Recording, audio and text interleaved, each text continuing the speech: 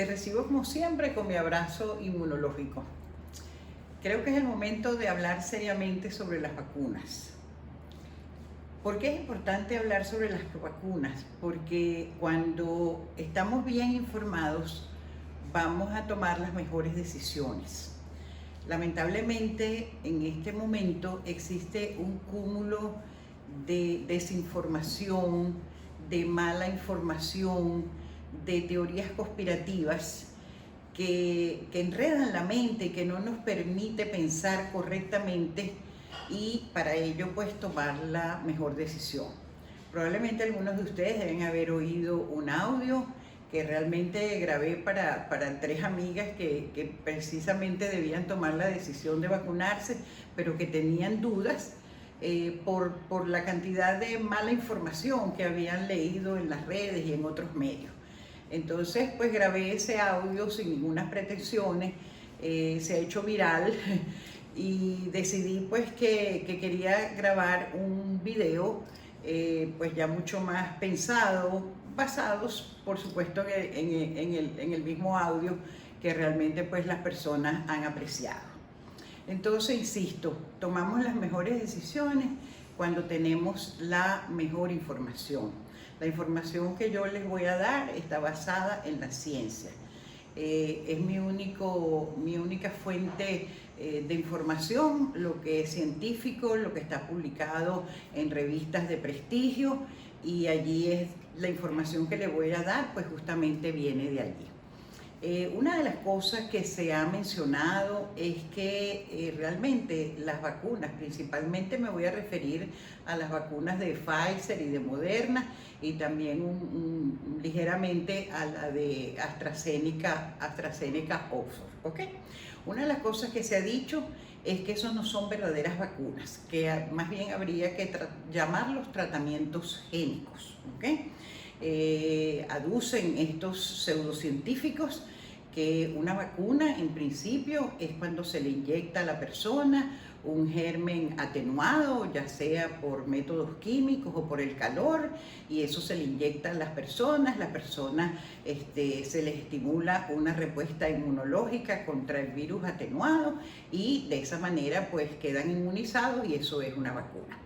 Eso es cierto, ¿ok? Eso es cierto en la época de Louis Pasteur. Yo siento un gran aprecio y me siento muy honrada de haber sido alumna del Instituto Pasteur, así que realmente pues Louis Pasteur me merece todo el respeto, mi admiración y mi aprecio. Pero han pasado muchos años, muchas décadas desde Louis Pasteur, la ciencia ha avanzado y no resulta lógico que si la ciencia ha avanzado para todos, continuemos preparando las vacunas como en la época de Louis Pasteur. Y me voy a permitir hacer una muy pequeñísima historia sobre las vacunas, porque es importante saber también de dónde viene inclusive el término vacuna. Y esto viene de una observación que ocurrió en muchas partes del mundo, en la China, en la India, llegó a Turquía y de ahí llegó hasta Inglaterra, que las ordeñadoras de las vacas sufrían una enfermedad parecida a la viruela, pero mucho más leve, hacían algunas pústulas y cuando las ordeñadoras ordeñaban a las vacas, se infectaban con esas pústulas, con esas costras, y entonces esas personas no les daba la viruela mala, como se llamaba en esa gente.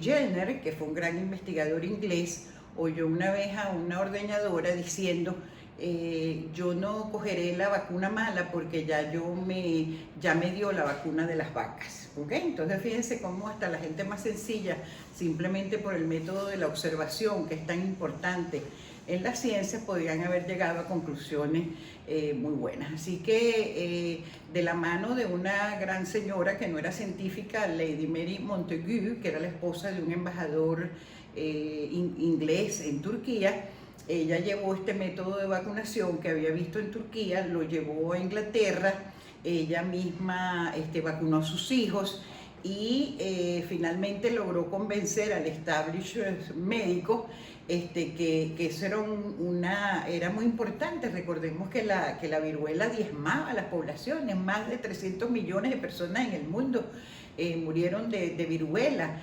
casi elimina al imperio azteca cuando la trajeron los españoles, y si no, las personas que les daba quedaban totalmente deformadas. Entonces, pues eso era exactamente lo que se hacía. Se tomaban las pústulas de las vacas o de las mismas personas que habían tenido la enfermedad. Esos virus se atenuaban y se trabajaban y se les inyectaba principalmente pues a los niños. Inclusive los hijos de la reina de ese momento fueron vacunados. Esto fue muy importante, esto se llamó variolización, así fue como se llamó en un momento, y Jenner no se dio cuenta de que eso era un principio universal, sino que estaba ligado específicamente a la vacunación, que no se llamaba así en ese momento, contra la viruela. Fue el genio justamente de Louis Pasteur el que se dio cuenta de que esto era un método más universal y que iba a servir para vacunar contra muchísimas enfermedades. Entonces, efectivamente, él creó muchas vacunas contra la rabia, contra el cólera, contra el corbuto, inclusive contra enfermedades que les daban a los animales y que diezmaban pues, y disminuían la economía de Francia en ese momento. Entonces él se dio cuenta que cualquier germen que uno tomara y que lo atenuara o por el calor o por algunos métodos químicos y los inyectaba en las personas, pues estos iban a dar una respuesta inmunológica. En ese momento, por supuesto, no se sabía exactamente qué era lo que ocurría, pero las personas quedaban inmunizadas y si las personas, esos niños, estaban después en contacto con el virus o con el germen, entonces no se iban a enfermar. Él fue el que le dio el nombre a vacunas, porque la primera vacuna pues venía del ganado, de la vaca, y por eso se llaman vacunas, y él quiso de esta manera conmemorar también el genio de Jenner, y por eso la llamó vacunación, y ya que él fue el primero pues que estableció el método para esta forma de vacunar que se llamaba la variolización. Así que eso está muy bien, pero la ciencia ha avanzado, ¿ok? Entonces era absurdo que nos quedáramos preparando las vacunas de la misma manera que lo hacía Louis Pasteur. De hecho, inclusive una misma vacuna, por ejemplo, como la vacuna de la polio, que salvó tantas vidas de nuevo, a veces hay varias formas que van apareciendo en el tiempo de esa vacuna, desde la original de Salk, y después vino la de Sabin, hasta llegar inclusive a poder vacunar en forma oral. Es decir, que una misma vacuna tiene su propia historia. Lo cierto es que las teorías conspirativas con las vacunas no son nuevas, siempre han existido prácticamente con todas las vacunas. Y bueno, ahorita hay un movimiento mundial antivacunas muy importante, pero estamos en un momento muy crítico. Y esta pandemia no va a terminar hasta que no se obtenga una inmunidad de rebaño, ¿ok? ¿Y qué es eso de inmunidad de rebaño? Eso quiere decir que el 70% de la población mundial debe estar inmunizada. Se podría lograr simplemente sin hacer absolutamente nada, pero se han calculado el número de millones de muertes que eso representaría para la humanidad, y eso es inaceptable cuando realmente tenemos vacunas ya probadas y que tienen una eficacia hasta del 90 y el 95%. Entonces, la otra manera de lograr esa inmunidad de rebaño es a través de la vacunación, ¿ok? ¿Qué es lo que ocurre? Cuando ya yo tengo un gran número de personas que han sido vacunadas, el virus que infesta a las personas que están vacunadas, pues ya no encuentra cómo replicarse de esa manera tan acelerada y tan perversa que tiene el virus del coronavirus, el SARS-CoV-2, y de esta manera pues se le restringe su espacio de poder infectar a otras personas, y de esta manera pues entonces la infección se va apagando. Ahorita mismo me acaba de contar mi hija que es médico y que trabaja en un hospital de Estados Unidos, y dice, ya en este pequeño hospital estamos logrando la inmunidad de rebaño. ¿Por qué? Porque en el mes de diciembre, antes de que, ahorita en este momento ya prácticamente todas las personas que trabajan en el hospital fueron vacunadas, y teníamos un número de casos en el mes de diciembre, antes de la vacunación, 80 casos diarios de 80 casos de coronavirus en una semana, no diarios, en una semana, que luego en lo que pusimos las primeras vacunaciones, que fue a finales de diciembre, ha disminuido a 40 y en este momento ya tenemos 20 casos. Es decir, que ya en ese pequeño espacio donde han logrado esta inmunidad de rebaño con las personas que trabajan en ese hospital, fíjense cómo ya van disminuyendo el número de casos. Y solamente recién hace una semana fue que pusieron la segunda dosis de vacunación. Entonces eso es lo que queremos lograr, no en un pequeño espacio como un hospital, sino a nivel del planeta. Y eso se logra con las vacunas. Una de las cosas que también se dice es que por qué se ha preparado esta vacuna tan rápido, que normalmente se tardaba de 10 a 15 años en preparar una vacuna. Y déjenme decirles que eso es falso. No se ha tardado solamente un año en preparar una vacuna.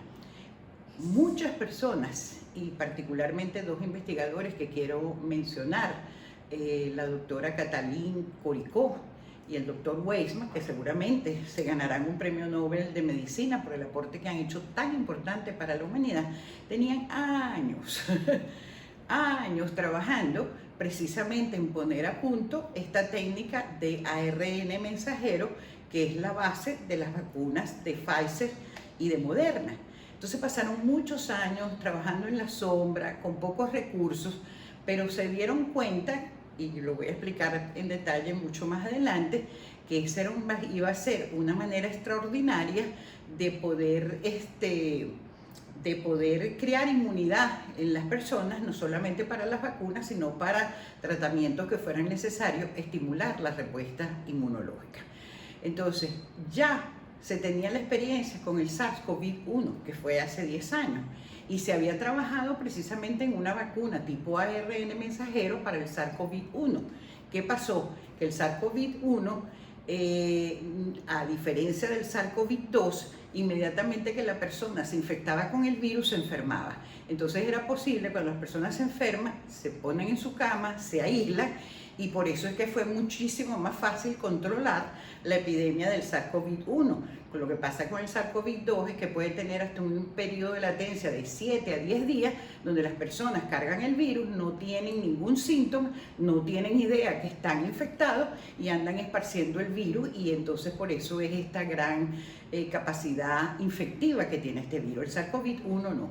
Entonces pusieron a punto la vacuna, y cuando ya la tenían a punto para probarla, para probar una vacuna se necesita que haya una epidemia o una pandemia, pues ya realmente la epidemia del SARS-CoV-1 había sido controlada. Pero toda esa información quedó allí, además hecha con un coronavirus que es primo hermano del coronavirus 2, del SARS-CoV-2, así que toda la técnica pues estaba prácticamente ya puesta a punto para este coronavirus. Así que no es cierto de que esto se hizo todo en un año, esto tiene años ocurriendo, y probablemente de 10 a 15 años. Vamos a hablar un poquito de los estudios de vacunación.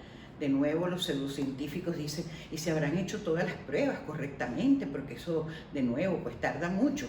Pues déjenme decirle que sí, como ya fue muy rápido elaborar la vacuna. ¿Y por qué fue también muy rápido elaborar la vacuna? Porque ya desde el 10 de enero se conocía la secuencia completa del genoma del virus.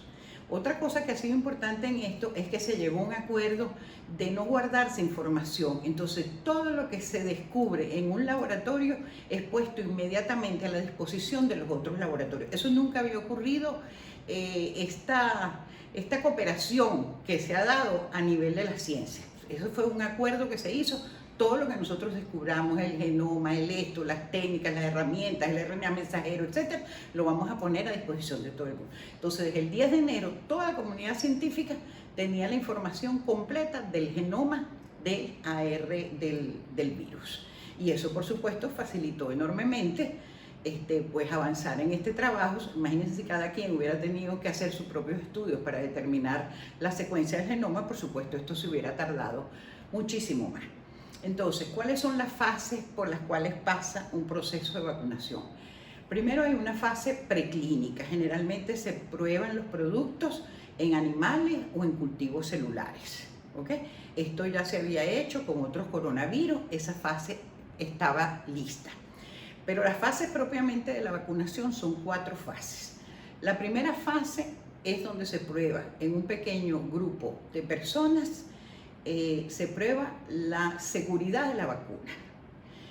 Generalmente no se tiene todavía clara qué dosis se pueden utilizar, se utilizan diversas dosis de la vacuna, se prueban en un grupo de voluntarios donde los comités de ética pues están vigilantes, se le da toda la información a las personas, pero hay grupos de personas que se prestan para ayudar a la ciencia y que dieron su consentimiento voluntario para participar en esta primera fase que es muy delicada, que es la fase de seguridad de la vacuna.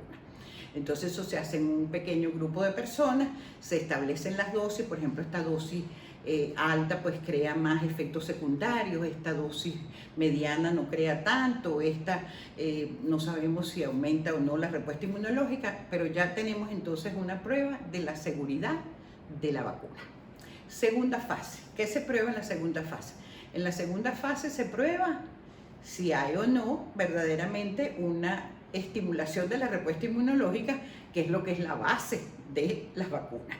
Eso se prueba entonces en un grupo un poco mayor de personas, ya sabemos que es segura, probamos generalmente 2 dosis y entonces se prueba si hay una estimulación de la respuesta inmunológica. Tanto AstraZeneca como Pfizer como Moderna enseguida mostraron sus estudios muy detallados que toda la comunidad científica pudimos estudiar y ver, donde se demostraba que efectivamente había una producción de anticuerpos muy robusta, que había estimulación también de los linfocitos T, de los linfocitos T de memoria. Esto es muy importante porque nos da una idea de que la inmunidad generada por esa vacuna iba a poder ser de largo término. Por ejemplo, a diferencia, por ejemplo, de la vacuna del flu, que todos los años hay que estarla cambiando. En cambio, otras vacunas, como ustedes saben, pues que hay que hacer refuerzos a los 5 o a los 6 años. Entonces era muy conveniente que esta vacuna genere linfocitos T de memoria, porque eso nos indica que puede ser de largo término. ¿Lo sabemos en este momento? No lo podemos saber porque es una epidemia o una pandemia que solamente tiene 1 año. Y para eso sí necesitamos que hayan transcurrido todos los años necesarios para saber cuánto va a durar exactamente la inmunidad generada por estas vacunas. Pero ya el hecho que haya linfocitos T de memoria es un muy buen dato en términos de este punto en particular. Entonces, pasados los estudios de la fase de estimulación de la respuesta inmunológica, donde las 3 vacunas, insisto, mostraron sus resultados y vimos que efectivamente había una estimulación de la respuesta inmune, también se observó que era necesario 2 dosis.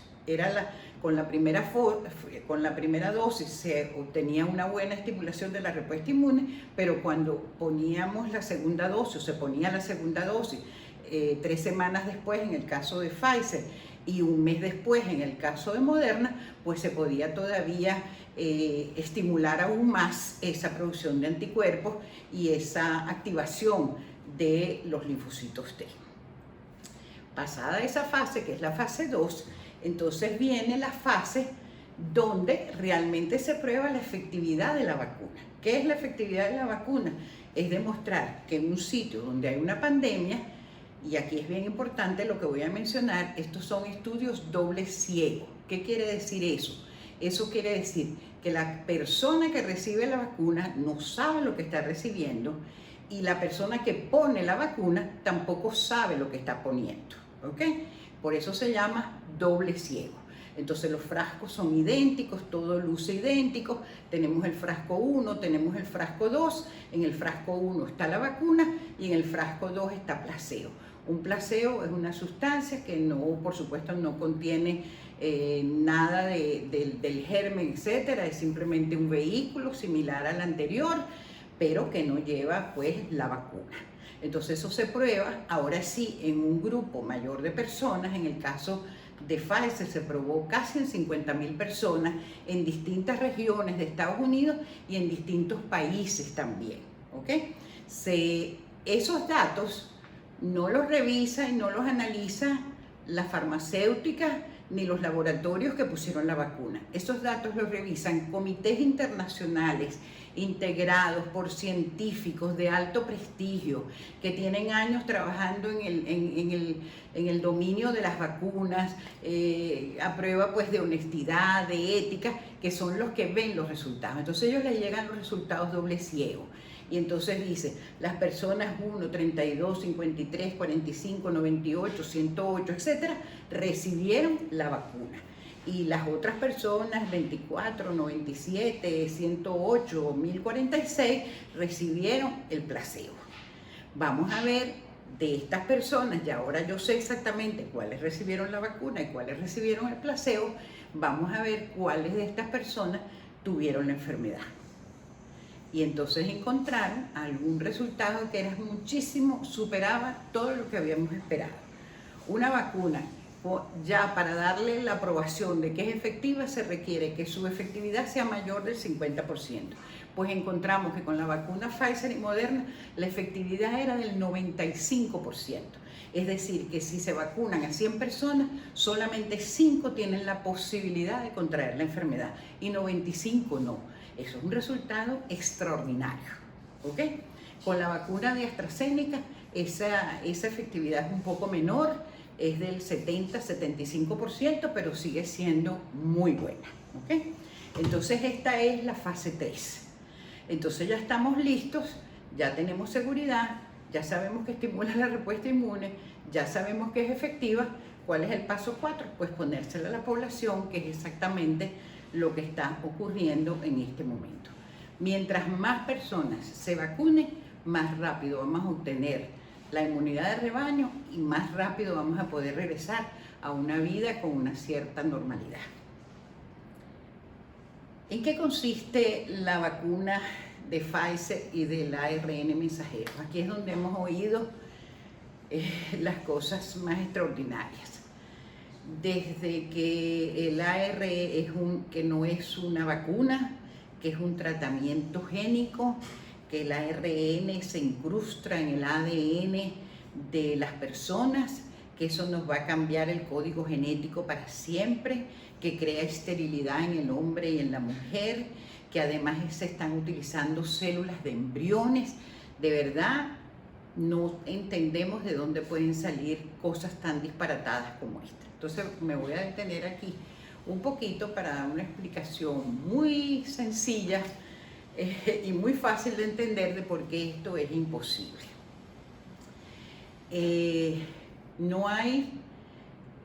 Las vacunas de ARN mensajero no tienen nada de células humanas, mucho menos de embriones. Eso lo puede averiguar cualquiera, la comunidad internacional, los investigadores están al tanto, los comités de hospitales, etcétera. Se sabe exactamente cómo han sido preparados el ARN mensajero.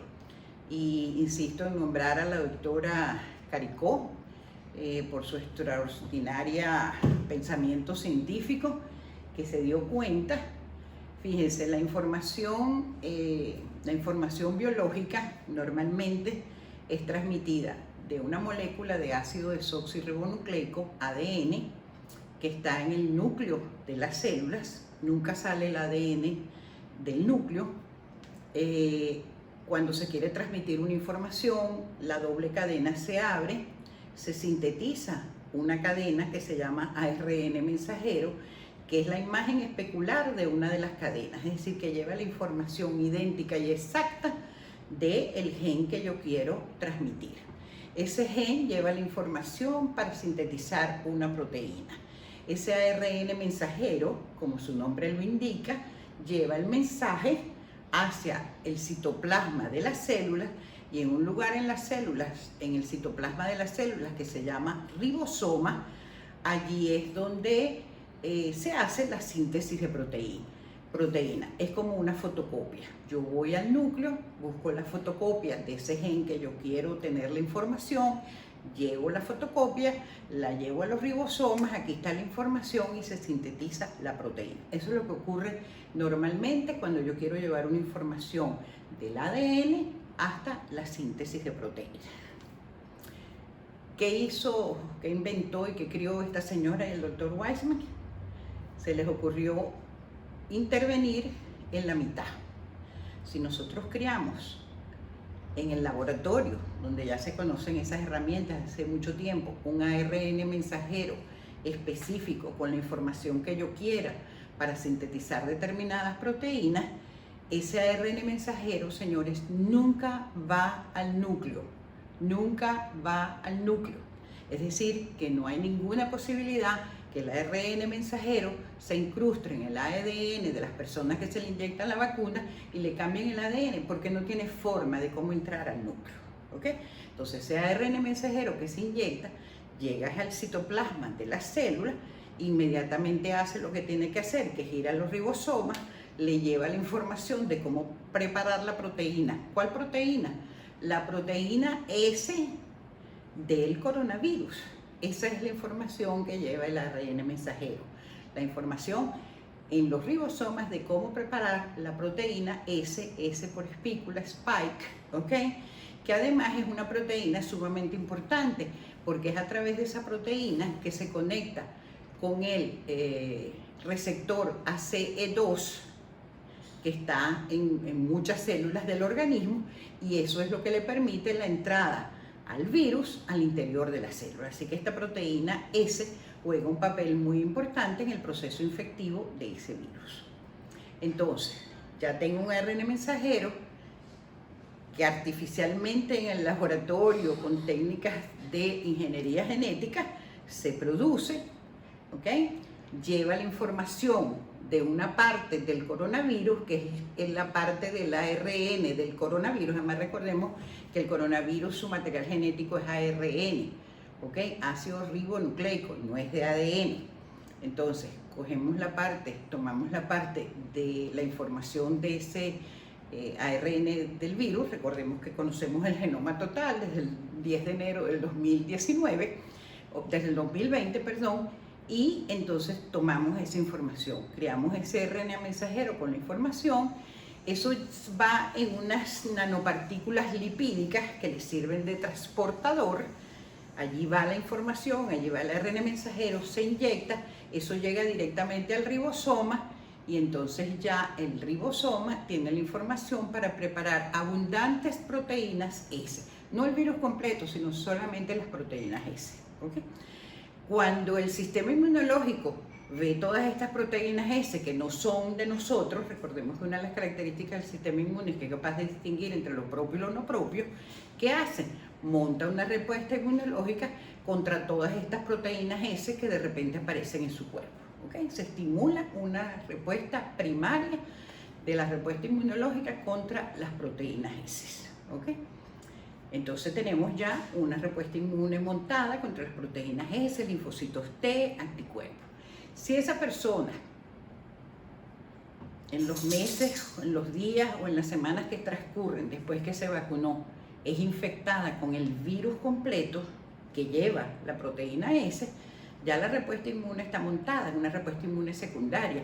Esa es rápida, es eficaz, es robusta, es agresiva. ¿Ok? Entonces, ¿qué hace? Apenas entra el virus infectivo, lo ataca. ¿Y qué sucede como consecuencia de eso? Que la persona no se enferma. ¿De acuerdo? Ese es el principio de las vacunas de ARN mensajero. Entonces, no hay células embrionarias aquí implicadas, no hay chip, ¿ok? Y si no quieren llevar chip, no lleven el teléfono con ustedes, porque con las personas que llevamos el teléfono con nosotros todo el tiempo, realmente estamos llevando un chip todo el tiempo, ¿ok? Entonces no hay chip aquí involucrados, no hay células embrionarias y no hay ninguna posibilidad que el ARN mensajero se incruste en el ADN de la célula. Además, ese ARN mensajero es inestable, está hecho especialmente así. Así que después que ha cumplido su función de llevar el mensaje a los ribosomas, él se degrada y ya no es que quedan copias de RNA mensajero por el cuerpo, como también se ha dicho. Entonces eso se conoce, lo conocen los científicos. Estoy tratando de darles esta información, eso está en todas las revistas científicas. Yo creo que hasta uno puede ir a los laboratorios y decir, yo quiero ver cómo se prepara esto. Entonces, por favor, ya paremos todas estas teorías conspirativas, todas estas mentiras, todas estas malinformaciones, desinformaciones, porque estamos en un momento muy difícil y lo único que nos puede sacar de aquí, insisto, es el vacunarnos. ¿Qué efectos secundarios? Ese es otro tema, ya han salido. Por supuesto, ¿cuáles son los efectos secundarios de toda vacunación? Cuando usted vacunó a su bebé contra lo que la vacunó, la polio, la toferina, la difteria, etcétera, etcétera, ¿qué ocurría? Bueno, el bebé le dolía el brazo, lloraba, moquito, poquitico de fiebre, se quejaba, un día, 2 días. Eso es la evidencia de que la respuesta inmune del bebé está funcionando. Gracias a Dios que ocurre eso. Bueno, ocurre lo mismo con esta vacunación. Los efectos secundarios son esos: dolor en el brazo, fatiga, como escalofrío, no es fiebre, pero es como una febrícula, me siento mal, estoy desganada, eso es todo. La mayoría de las personas, ese es el tipo de reacciones, de efectos adversos que ocurren con las vacunas, con las 3 vacunas. Ya se está sabiendo, por ejemplo, que con la primera vacuna ni siquiera estos síntomas casi se obtienen, sino más bien con la segunda vacunación. ¿Por qué? Porque en la segunda vacunación pues la respuesta inmunológica es más fuerte todavía, entonces estos efectos secundarios pues se hacen como más evidentes. ¿Han habido reacciones alérgicas fuertes tipo anafilaxis? Sí, se han habido. Entonces ahora lo que se está haciendo, se conoce ya, porque la ciencia está avanzando rápidamente, ya se conoce cuál es el componente de la vacuna que puede causar reacciones alérgicas, y es el polietilenglicol, que forma parte de las nanopartículas lipídicas en las cuales va incrustado el ARN mensajero, que es el vehículo que las lleva. Para más de 12 millones de personas que han sido vacunadas en el mundo, se han presentado 11 casos por millón de habitantes. Ninguno de esos que les estoy mencionando ha llevado a la muerte del paciente. Son reacciones anafilácticas, la gente siente pues que se siente mal, que es una respuesta alérgica. ¿Qué está ocurriendo ahora? A las personas que las están vacunando, las dejan en el sitio de la vacunación, y esto es muy importante, durante media hora, porque estas reacciones se llaman reacciones de hipersensibilidad inmediata. Son rápidas, ocurren en los minutos, 15 a 20 minutos después que la persona estaba en contacto con un alergeno. En este caso el alergeno es el polietilenglicol. Les ocurren estas reacciones de hipersensibilidad inmediata. Sobre todo aquellas personas que han hecho respuestas alérgicas en el pasado a medicamentos, antibióticos o a otras sustancias, deben advertirlo a sus médicos, deben advertirlo en el sitio donde se están vacunando para que se tome la previsión. Normalmente en los sitios donde se está vacunando se tienen medicamentos de acción también muy rápida, esteroides, que se les inyecta a las personas y cesa esta reacción adversa. Eso es una consecuencia de la vacunación, insisto, 11 casos por 1 millón de habitantes. Cuando van vacunados 12 millones de personas. Usted sabe la cantidad de vidas que se han salvado o que se van a salvar en el futuro inmediato gracias a la vacunación, y entonces usted no se va a poner la vacuna porque puede que le dé una reacción alérgica. Varias de mis amigas que me han llamado me han contado que temen a las reacciones alérgicas, ya todas se han vacunado, todas están bien. ¿Ok? Entonces no se justifica suspender un proceso de vacunación por eventuales respuestas alérgicas que se están obteniendo, y efectivamente se están obteniendo. Otra pregunta que hace la gente: los virus están mutando. Eso es cierto, eso lo hacen los virus siempre. Los virus han podido sobrevivir en el curso de la humanidad gracias a eso precisamente. Ellos cada vez mutan a nuevas formas que los hacen más infectivos y que les permite pues mantenerse con la sobrevivencia. Entonces, hasta ahora las vacunas que y digo específicamente están relacionadas con la proteína S, no han habido mutaciones a ese nivel que no justifique poner la vacuna. Pero además, si eso ocurriera, apareció pues una variante muy agresiva en el Reino Unido, que no es que es más severa en cuanto a la enfermedad, pero sí que tiene una mayor capacidad infectiva, ya pasó a Estados Unidos, ha pasado a otros países, hay otras que han aparecido en otros países, todo eso es cierto. Hasta ahora las vacunas, estas mutaciones no afectan al RNA mensajero que lleva las vacunas, insisto, para esta proteína S. Pero si eso ocurriera en el futuro, ya la plataforma está hecha y está establecida para tomar en cuenta esas eventuales mutaciones y preparar nuevas vacunas con RNA mensajero que tomen en cuenta las mutaciones del virus. Para terminar, voy a referirme a un tema. Me he referido pues a las vacunas de los países occidentales, por así llamarlo, y muchas personas a raíz del audio me han preguntado, no se ha referido a las vacunas rusas y chinas. Este es un aspecto sumamente importante. ¿Por qué? Y me ha llevado pues a mucha reflexión en estos días. Hay una realidad, y es que creo que ni Pfizer ni Moderna van a poder preparar la cantidad de millones de vacunas que se necesitan para vacunar a la población mundial. ¿Y qué va a suceder? Bueno, ya sabemos lo que va a suceder. Son los países de Europa, países Estados Unidos, Canadá, países con recursos, etcétera, que ya han empezado pues a comprar las vacunas, inclusive a largo tiempo. O sea, yo necesito dentro de 6 meses tener tantas vacunas. Entonces vamos a tener que contar también con las vacunas rusas y chinas, ¿ok? Así de sencillo. Yo no tengo la menor duda de que los chinos y los rusos son capaces de preparar vacunas correctas. El problema es que no tenemos la información, así como les dije, que todo esto de lo cual yo les he hablado, he leído los trabajos revisados por pares y por toda la comunidad científica, no tenemos esa posibilidad, lamentablemente.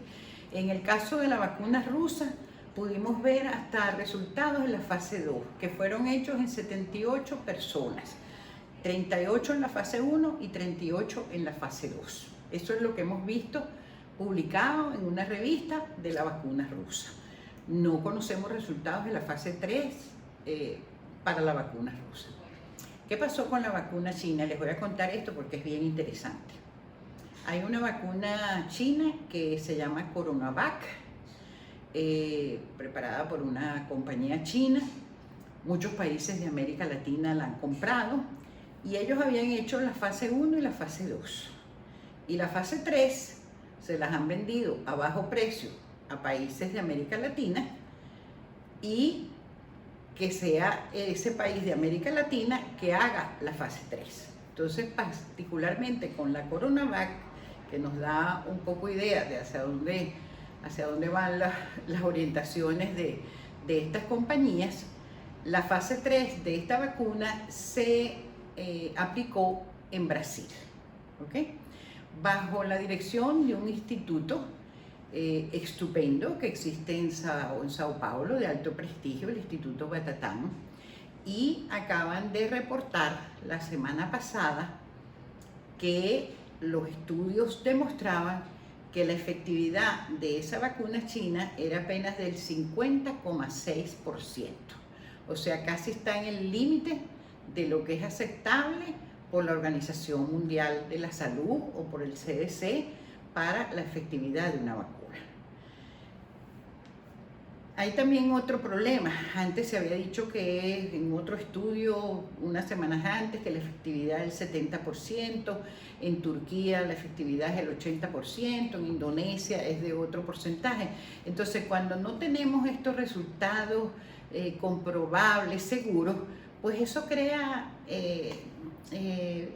problemas en la persona, crea problemas pues de incertidumbre, de desconfianza es la palabra, ¿no? Sin embargo, los institutos del Butantan, los creemos, es un instituto estupendo, y acaban de demostrar lo siguiente. Esa vacuna la pusieron en 8.000 personas, la fase 3. Un grupo placebo y un grupo la vacuna. Recuerden que aquí están probando la fase 3 de la vacuna, doble ciego, placebo y vacuna. ¿Y qué encontraron? Efectivamente encontraron que la efectividad era del 50%. Si en un grupo, el grupo placebo, había 100 casos, en el otro había 50. La efectividad no es muy buena, pero sí encontraron un dato sumamente importante, y es que las personas del grupo vacuna que sufrieron la enfermedad, todas sufrieron enfermedades leves. Ninguna fue necesario hospitalizarla. Mientras que en el grupo placebo, de esos 100, estos son resultados inventados por mí en este momento para que se entiendan las comparaciones y las proporciones. En los grupos placebo, digamos esas 100 personas que se infectaron, hubo un significativo grupo que hicieron las formas severas de la enfermedad. Entonces, uno se pregunta, ¿qué es mejor? ¿No vacunarse con la vacuna china o vacunarse sabiendo que la efectividad es de un 50%, pero sabiendo que si se contrae la enfermedad, esta va a estar entre las formas leves de la enfermedad? Yo pienso que esta segunda alternativa es mucho mejor. Y hay una realidad que en países de África y de América Latina, probablemente las vacunas que van a llegar son estas. Entonces, aún en ese caso, y hay que seguir presionando porque estas vacunas, pues uno pueda disponer de una información veraz, que pueda ser contrastada, que pueda ser, podamos todos conocerlas, ayudar inclusive, que sean manejados por buenas instituciones, así como el caso de Brasil. Pero esto requiere pues un estudio, vamos a seguir observando, vamos a seguir viendo, pero vamos a tener que contar también si queremos vacunar a toda la población, incluso con las vacunas rusas y con las vacunas chinas. Creo que no se me ha quedado nada en el tintero. Otra cosa que se dice, bueno, cuando ya nos vacunamos no usamos más la mascarilla. Sí, hay que seguir usando la mascarilla, lo siento, pero hay que seguir usando la mascarilla. La vacuna, los estudios de la fase 3, lo que nos dicen es que las personas no padecieron la enfermedad. Eso es exactamente, científicamente, lo que dice un estudio fase 3. No sabemos si esa persona que ha sido vacunada de todas maneras tiene algunos virus que no le permiten enfermarse, pero que sí permiten que se los transmita a otras personas. Entonces, esto es un problema, es como un problema de generosidad mundial, es un problema de ética mundial, de esta pandemia y de esta situación tan difícil. No vamos a salir sino con la colaboración de cada uno de nosotros. Vacunarnos, seguir usando la mascarilla hasta que efectivamente hayamos logrado la inmunidad rebaño y podamos deshacernos casi definitivamente de este virus. Muchas gracias, quizás un poco largo toda esta información, pero me parecía que era sumamente importante.